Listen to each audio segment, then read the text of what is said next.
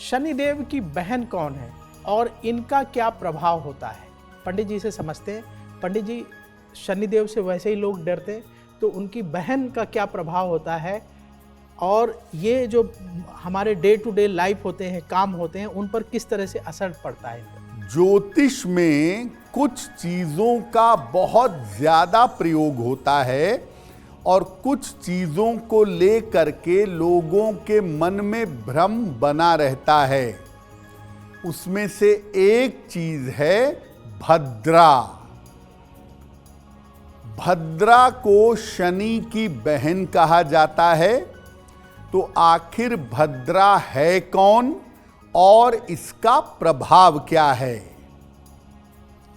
देखिए, ऐसा माना जाता है कि सूर्य देव की एक पुत्री और शनि की एक बहन भद्रा हैं।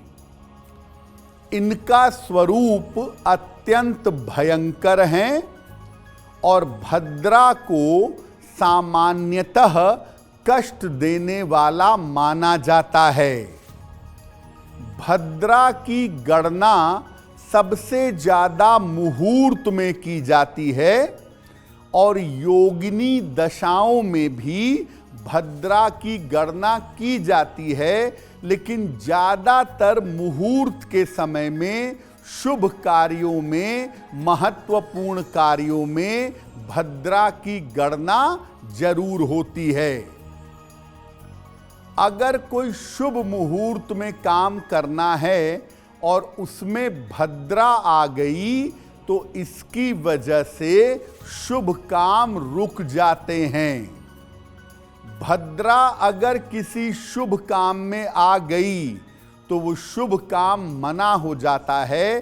भद्रा में कोई भी नया और शुभ कार्य नहीं करते, रक्षा बंधन नहीं बांधते, पुतले का दहन नहीं करते। जीवन की दशाओं में अगर भद्रा आ जाए तो ये सारे कामों को रोक देती है। जिंदगी की दशाओं में भद्रा के आने पर सारे काम रुक जाते हैं, सारे कार्यों में रुकावट आ जाती है। आज हम बात कर रहे हैं भद्रा के बारे में। भद्रा की पौराणिक कथा क्या है, इनकी उत्पत्ति कैसे हुई, पंडित जी से समझते हैं। पंडित जी, भद्रा के बारे में हमारे शास्त्रों में कौन सी कथा बताई गई? देखिए, भद्रा मुहूर्त में बहुत ज़्यादा महत्वपूर्ण मानी जाती है और मुहूर्त में कोई भी शुभ विचार करने पर भद्रा को देखना जरूरी होता है। लेकिन भद्रा आई कहाँ से, इसकी कथा क्या है, वो भी जानिए। माना जाता है कि सूर्य और छाया के संयोग से भद्रा का जन्म हुआ था। इसका मुख गर्दभ का है, यानी गधे की तरह इसका मुख है। 3 पैर हैं इसके और एक लंबी पूंछ है। भद्रा जब प्रकट हुई तो ये लोगों के जीवन में मुश्किल पैदा करने लगी, लोगों को कष्ट देने लगी। तब ब्रह्मदेव ने इसको स्थान प्रदान किया और कहा कि जो करण होते हैं, तुम बव, बालव, कौलव, इन करणों के अंत में निवास करोगी। तो भद्रा जो है वो बव, बालव, कौलव, विष्टि आदि करण के अंत में निवास करती है। और ये कहा गया, ब्रह्मदेव ने कहा कि जो व्यक्ति भद्रा के काल में मंगल कार्य करेगा उसमें तुम बाधा उत्पन्न करना। जो भद्रा के काल में काम नहीं करेगा, अन्य काम में बाधा पैदा ना करो। इसीलिए जब हम कोई मंगल कार्य करते हैं, कोई शुभ कार्य करते हैं, तो भद्रा का विचार करते हैं कि भद्रा में पूजा ना हो जाए, भद्रा में गृह प्रवेश ना हो, भद्रा में विवाह ना हो, इन सब बातों का विचार करना भद्रा में जरूरी होता है। भद्रा का निवास अलग अलग स्थानों में होता है। भद्रा का निवास कब कहाँ होगा और उसका क्या प्रभाव होगा, पंडित जी से जानते हैं। पंडित जी, भद्रा के निवास का प्रभाव होता है तो कब भद्रा का निवास कहाँ होता है और उसका क्या असर होगा? देखिए, जब आप दिन का पंचांग देखते हैं तो करण देख करके आप ये जान सकते हैं कि आज भद्रा है या नहीं है। लेकिन हर दिन की भद्रा एक समान नहीं होती है। भद्रा का अलग अलग स्थानों पर निवास होता है और उन्हीं निवासों के आधार पर भद्रा का प्रभाव जीवन में पड़ता है। मेष, वृषभ, मिथुन और वृश्चिक, जब इन राशियों में चंद्रमा हो और भद्रा भी हो तो भद्रा स्वर्ग में रहती है। फिर से समझिए, अगर भद्रा है और चंद्रमा मेष, वृषभ, मिथुन या वृश्चिक में है तो भद्रा स्वर्ग में है।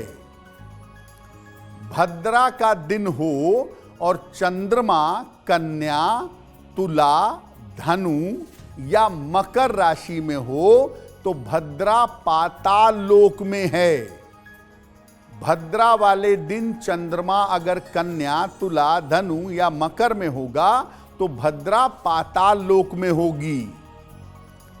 जब चंद्रमा कर्क, सिंह, कुंभ या मीन राशि में हो और उसी दिन भद्रा हो तब भद्रा धरती पर रहती है, यानी सम्मुख होती है, सामने होती है।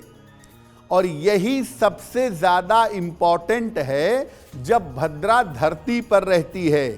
यानी किसी दिन अगर भद्रा हो और चंद्रमा कर्क, सिंह, कुंभ या मीन राशि में हो तो इसका मतलब यह है कि आज भद्रा धरती पर है, सामने है। जब भद्रा धरती पर होती है तब ये बहुत ज्यादा अशुभ होती है और तब काम करना वर्जित होता है। भद्रा अगर धरती पर है तब आप किसी भी हाल में शुभ काम करने से, महत्वपूर्ण काम करने से बचिएगा। इस समय शुभ काम नहीं करना चाहिए। लेकिन अगर भद्रा पाताल लोक में है, स्वर्ग लोक में है तो वो भद्रा शुभ है। उस भद्रा में कोई भी नकारात्मक प्रभाव, कोई भी निगेटिव असर नहीं पड़ेगा। अक्सर आप देखते होंगे पिछले कुछ सालों से कि रक्षाबंधन पर भद्रा है। अरे पहले ये विचार कर लीजिए कि रक्षाबंधन पर भद्रा पृथ्वी पर है, पाताल में है या स्वर्ग में है। अगर पाताल में है या स्वर्ग में है तो आपको कोई चिंता करने की जरूरत नहीं है। ऐसी भद्रा का कोई मतलब नहीं होता और ऐसी भद्रा से कोई नुकसान भी नहीं होता है। भद्रा के दौरान हमें कौन कौन से कार्य नहीं करना चाहिए? पंडित जी, भद्रा को शुभ समय नहीं माना जाता है, ऐसी स्थिति में उस दौरान कौन से कार्य नहीं करना चाहिए? अब आपने समझ लिया कि भद्रा दरअसल है क्या। अब आपको बताते हैं कि कौन कौन से काम आप भद्रा में बिल्कुल नहीं कर सकते, नहीं करना चाहिए। अगर भद्रा पृथ्वी लोक पर है तो कौन कौन से कामों से बचना चाहिए। भद्रा के काल में, भद्रा के समय में कोई भी नवीन काम, कोई भी नया काम आरंभ नहीं करना चाहिए। विवाह, उत्सव, मंगल कार्य और सर्जरी, शल्य चिकित्सा, ये भी आप भद्रा के समय में ना करें तो ज्यादा बेहतर होगा। संपत्ति का बनाना यानी कंस्ट्रक्शन करना, संपत्ति खरीदना बेचना, क्रय विक्रय करना ये भी भद्रा में मना है।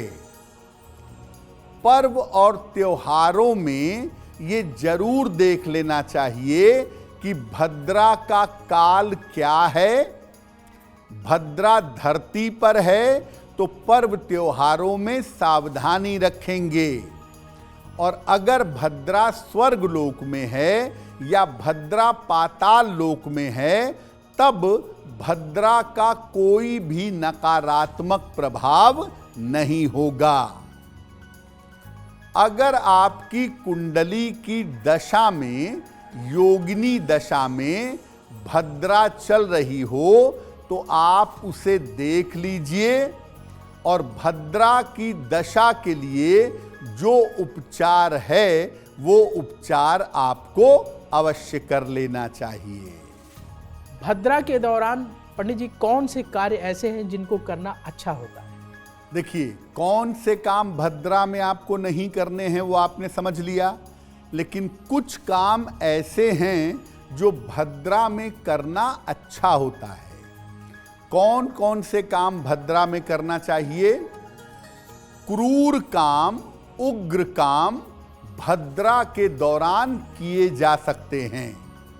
अगर कोई क्रूर कार्य है या उग्र कार्य है, युद्ध करना, झगड़ा लड़ाई करना, ये सब भद्रा के लिए अच्छा है। अग्नि संबंधी काम भी आप भद्रा के दौरान कर सकते हैं। भद्रा के दौरान युद्ध भी करना अच्छा होता है। वाद विवाद या मुकदमेबाजी अगर आप करना चाहते हैं तो भद्रा के दौरान ऐसा करना भी आपके लिए शुभ होगा। मंत्र के उग्र प्रयोग और शत्रु नाश के प्रयोग, मंत्र के बड़े सारे उग्र प्रयोग होते हैं। मारन, मोहन, उच्चाटन, स्तंभन, कीलन, विद्वेषण, बहुत सारे तंत्र के मंत्र के विशेष प्रयोग हैं, उग्र प्रयोग हैं। या बहुत सारे लोग शत्रु बाधा के नाश के लिए पूजा करना चाहते हैं, तो ऐसे लोग भद्रा के दौरान मंत्र का उग्र प्रयोग कर सकते हैं और शत्रु बाधा के शांत होने के प्रयोग भी कर सकते हैं। अब वक्त है ऐसा क्यों जानने का। पंडित जी, ऐसा कहा जाता है कि भद्रा काल में पूजा पाठ भी नहीं करना चाहिए, ये शुभ समय नहीं होता, ऐसा क्यों?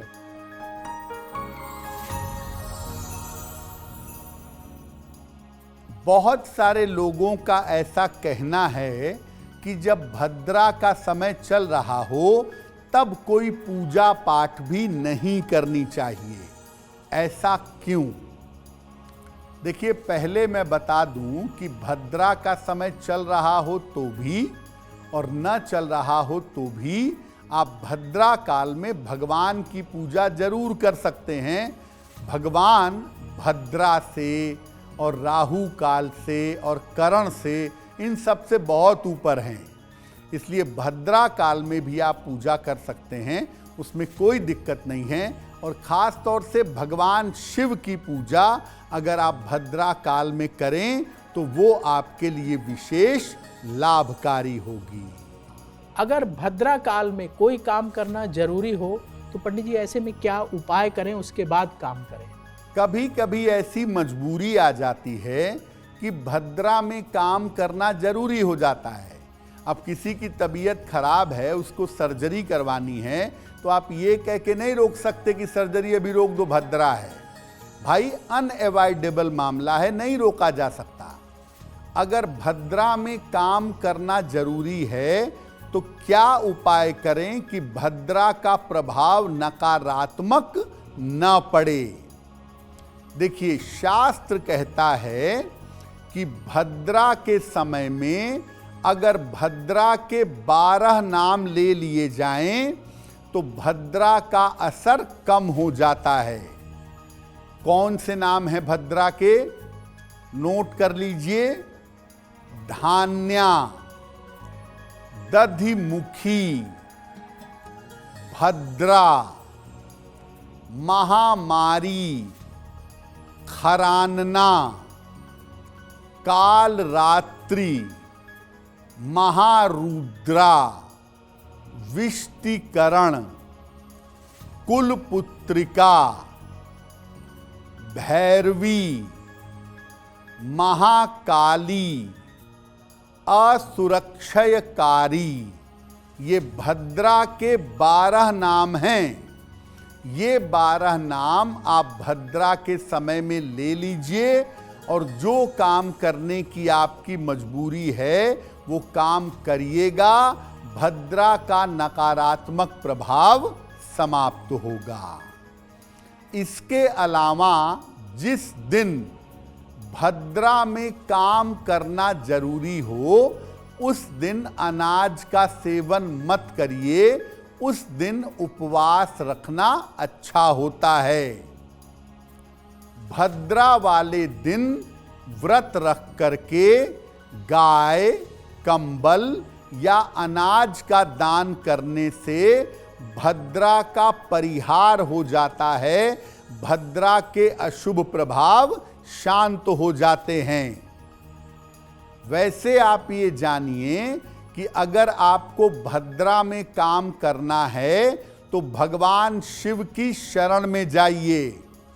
शास्त्र कहता है कि भगवान शिव की भक्ति से और भगवान शिव की कृपा से भद्रा के हर प्रभाव को रोका जा सकता है, हर प्रभाव का नाश किया जा सकता है। तो अगर कोई बहुत बड़ी मजबूरी आ गई और आपको भद्रा में काम करना पड़ेगा तो आप भद्रा के 12 नाम ले लें, उपवास रख लें, दान कर दें, भगवान शिव का मंत्र जप लें, शिवलिंग पर जल चढ़ा लें। अगर आप ऐसा भद्रा वाले दिन कर लेते हैं तो भद्रा के अशुभ प्रभाव समाप्त हो जाएंगे। अगर आप मुझसे जुड़ करके अपनी समस्याओं का समाधान चाहते हैं और चाहते हैं कि आपकी समस्याओं को ज्योतिष के माध्यम से सुलझाया जाए तो आप हमसे संपर्क कर सकते हैं, जुड़ सकते हैं एस्ट्रो तक पर।